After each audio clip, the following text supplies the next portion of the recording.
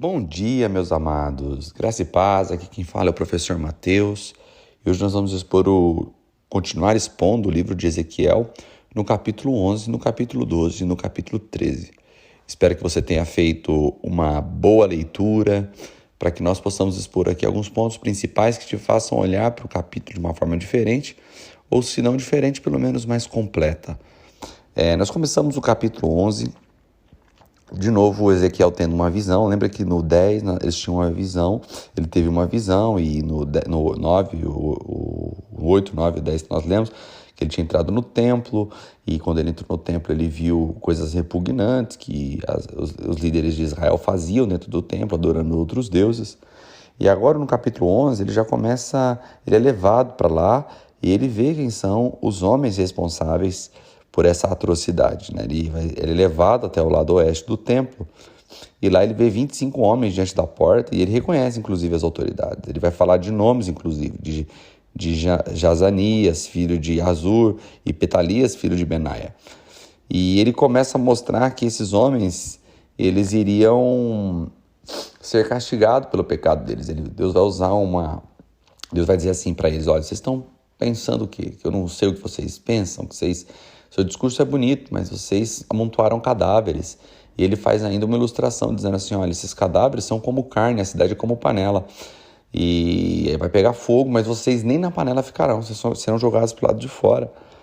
E quando Deus começa a falar que vai executar juízo sobre isso, e ele começa a pregar na visão dele, e na visão dele, quando ele prega, Petalias já morre, ele fica assustado. Ele fala: Senhor, mas vai morrer todo mundo? E Ezequiel tem a visão de que não era um ou outro que estava pecando, era a nação inteira que estava pecando. E quando ele faz essa pergunta para Deus, se todo o povo seria extinto, Deus disse que não todo o povo seria extinto, que Deus estava tirando todos para fora da cidade, que Deus estava executando juízo, e ele fala de esperança. Olha o que ele vai dizer. Eu quero ler até a partir do verso 16, ele diz assim: diga isto a eles. Esta é a mensagem. Lembrando que eu estou lendo na versão parafraseada da mensagem.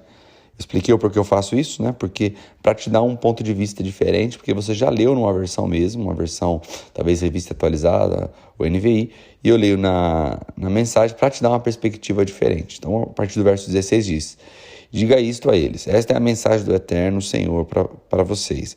É verdade, mandei vocês para uma nação distante e os espalhei por outras terras. Mesmo assim, providenciei um santuário provisório para vocês nas terras onde foram. Eu os trarei de volta, preste atenção nisso, eu os trarei de volta dos lugares pelos quais foram espalhados e darei novamente a terra de Israel a vocês. Também darei a vocês um novo coração, porém vocês um novo espírito. Arrancarei de vocês o coração de pedra e porei no lugar um novo coração, muito firme. Assim vocês obedecerão os meus estatutos e guardarão e se guardarão em obedecer aos meus mandamentos. Vocês serão o meu povo e eu serei o seu Deus. Interessante, irmãos, porque às vezes o Deus ele castiga e parece que foi definitivo. Eu, quando leio a Bíblia de forma corrida, assim, corrida no sentido de ir lendo e os capítulos, como nós estamos fazendo aqui, vai me dando uma angústia de ver que eles construíam a cidade, eles pecavam, Deus mandava destruição, a cidade era destruída. O templo ficava lindo, a glória do Senhor vinha sobre o templo, de repente vinha o pecado e o templo era destruído, e uma coisa que demorou anos para construir, 30 anos, 20 anos para construir, num dia era destruído, num dia era saqueado. E como isso é terrível, né? Você vê o fruto do seu trabalho inteiro, de uma vida toda, de repente se perder, mas Deus não está olhando dessa maneira, porque Deus não está olhando a vida de uma forma tão passageira e tão limitada como nós, seres humanos, olhamos. Ele está olhando a questão do todo, ele está tratando o ser humano como um ser, como um ente, que está sendo tratado ao longo da história, porque a nossa vida vai muito além dos anos que vivemos. E aqui ele diz assim: olha, fique tranquilo, eu vou mudar as coisas, eu vou mudar o coração de vocês e a esperança. Estou tratando vocês não é para exterminá-los, eu estou tratando vocês porque isso faz parte do processo de correção. E ele termina de ter aquela visão. E aí, quando entramos no capítulo 12, já começamos de novo a ver essa forma de Deus de fazer o profeta participar, né? Ele manda o profeta encenar colocar lá preparar uma mala, como se ele estivesse tendo que ir embora. Deus falou, prepara uma trouxa e põe nas costas, como se você fosse uma pessoa que estivesse sendo levada embora. Coloca um pano na cabeça, como se você estivesse indo embora e não queria ver o lugar que nunca mais você vai ver. E anda pela rua, faz um buraco na parede da sua casa, sai pelo buraco, joga a trouxa pelo buraco, não usa a porta não.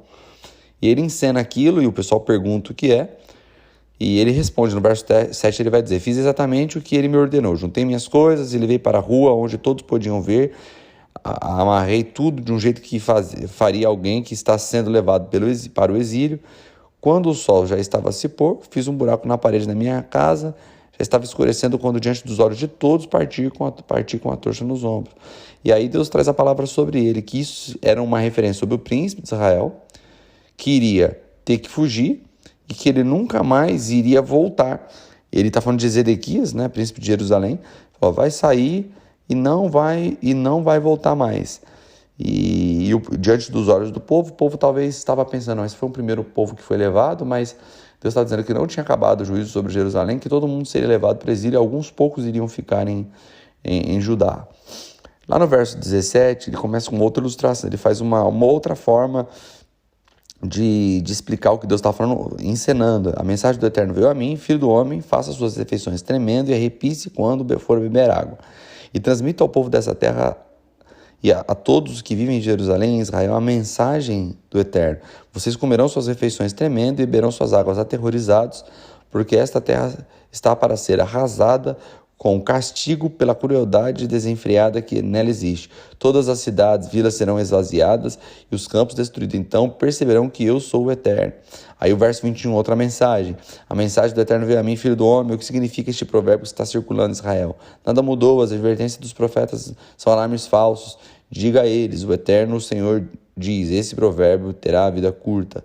Diga também, o tempo está esgotando, todas as evidências estão prestes a se cumprir, os alarmes falsos e a pregação despreocupada são coisas do passado na vida de Israel. Eu, o Eterno, afirmo, o que eu digo acontece, nada do que eu digo está em compasso de espera.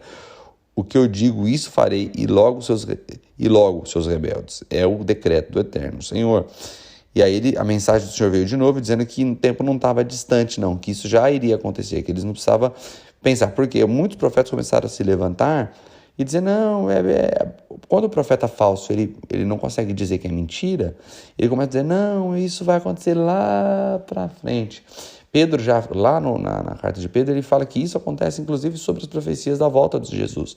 Muitos no final dirão, as pessoas falam que Jesus um dia que vai voltar, mas olha, isso já se dizia há muito tempo, e nada aconteceu, porque quando não dá para desacreditar, as pessoas jogam o acontecimento lá para frente. Por qual objetivo? É manter as pessoas despreocupadas. E, de fato, isso é o tema do capítulo 13. Porque no capítulo 13 a mensagem é contra os falsos profetas, que ficam profetizando mentiras, dizendo que não vai acontecer coisa nenhuma. As profetisas que usavam, onde se diziam profetisas, mas na verdade elas queriam lucrar, elas queriam aumentar sua credibilidade para poder vender seus lenços e ficarem ricas. E à medida que esses profetas falsos iriam dizendo assim, não se preocupa não, tá tudo bem, tá tudo certo, vocês não estão fazendo nada de errado não.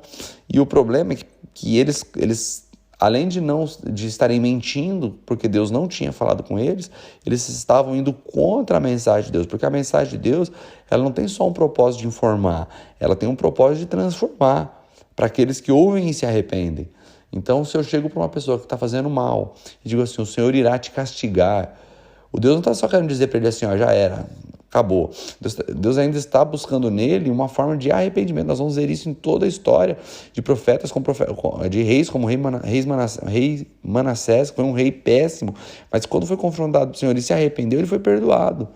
Então, quando um profeta falso se levanta, criando ilusões, ele não está só dizendo algo que Deus não disse, como ele está indo contra o que Deus quer que aconteça, contra o desejo de Deus. E ele termina dizendo, lá no final do 13, ele diz, por que permitiram que os outros persistissem na maldade sem nunca ter, ao menos, pensado em recorrer a mim, para que eu pudesse salvá-los? Por isso agora porei um fim em tudo isso, acabou a comercialização de ilusões, chega de mentirem, de mentiras em forma de sermão.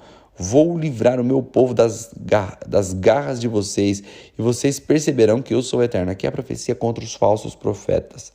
Queridos, mais uma vez nós terminamos aqui a exposição dos 3 capítulos, e de novo nós continuamos. Esse livro, não sei em você, mas em mim, está fortalecendo a minha ideia de que Deus vê tudo, que Deus está à frente de tudo, que Deus não tem problema em castigar aqueles a quem ama.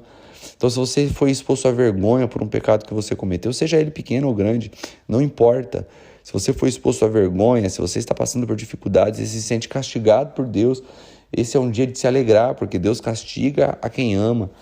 Deus castiga quem tem por filho. O livro de Hebreus vai dizer que aquele que não recebe o castigo, a disciplina, não é filho, é bastardo. Então, se você está sendo disciplinado, se você sente que foi disciplinado, não fique preocupado, não deixe seu coração se entristecer ao ponto de desistir. Pelo contrário, se sinta amado e amada, porque Deus ama aquele que ele corrige. A correção tem o objetivo de nos levar ao arrependimento, e o arrependimento tem o objetivo de nos manter vivendo aquilo que Deus planejou para nós. Então, que você tenha um lindo dia e que nesse dia o seu coração estremeça diante de um Deus que te ama, mas que é puro e verdadeiro e que é sério em suas palavras. Que você seja fortalecido no temor do Senhor, que é o princípio da sabedoria, para que você viva a sua vida como Deus deseja que você a viva. Que Deus te abençoe e que você tenha um lindo dia.